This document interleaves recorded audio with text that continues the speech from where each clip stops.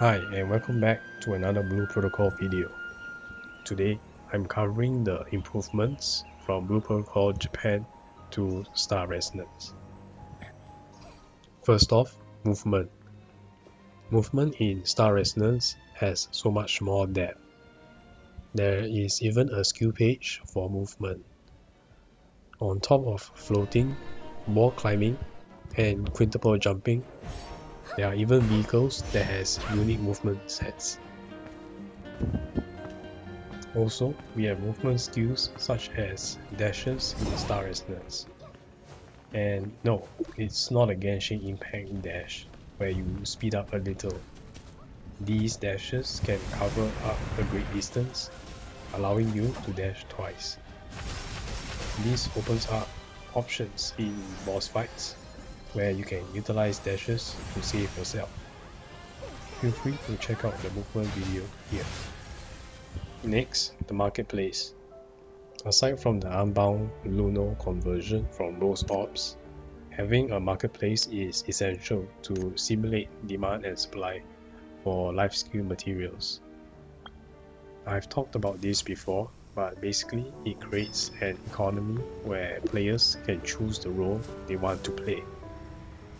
For example, being a dungeon farmer or a skiller. This breaks up the monotonous gameplay of just heading to the dungeon every time you log in, which was clearly what was happening in Blue Protocol Japan.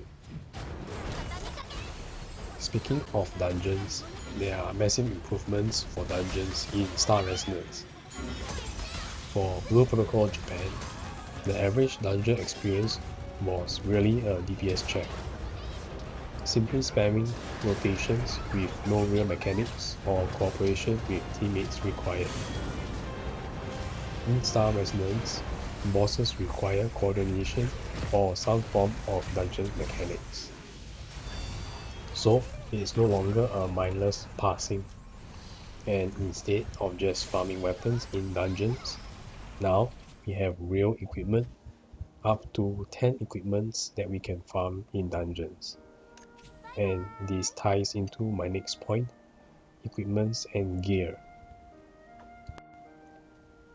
Previously in Blue Protocol Japan, the equipments and gear were referred to as E-Imagines, known as equipment imagines. These were 5 different slots of different shaped imagines that we can equip. Now we have up to 10 equipments that we can wear on top of your weapon. Technically, you can call this as 5 more equipment slots, but having gear is a real difference to me. Maybe I'm just a MMO Andy, but I don't get super excited when getting a PNG slapped onto an image dropped as opposed to maybe some legendary gold equipment that I get.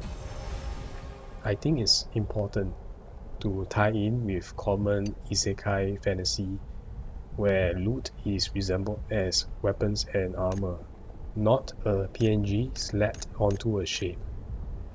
Now, there are various substats that are randomized as opposed to the E-Imagines where there were about 3 to 5 fixed values.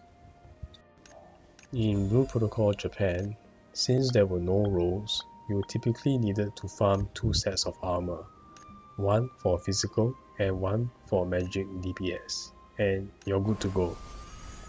Except for maybe the occasional armor that protects you from various statuses such as giving you immune to stun, etc.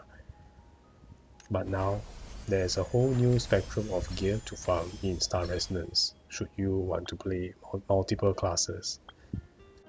Last but not least, guild activity. In MMOs really set apart from other single-player anime games by being able to do things with other players. But in Blue Protocol Japan, there was really nothing in the game that was designed for you to do with other players.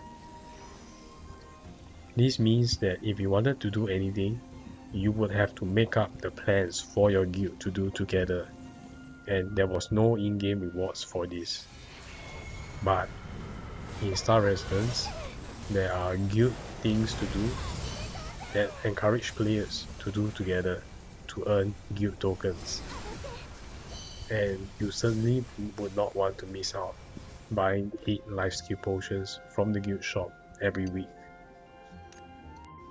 A real incentive to bond and do guild activities together. If you're keen to see more of the guild activities, check out the short video that I made previously. And that's it. Hope this was as entertaining as it was insightful for you. Consider liking or subscribing if you enjoyed this content, and I'll see you in the next video.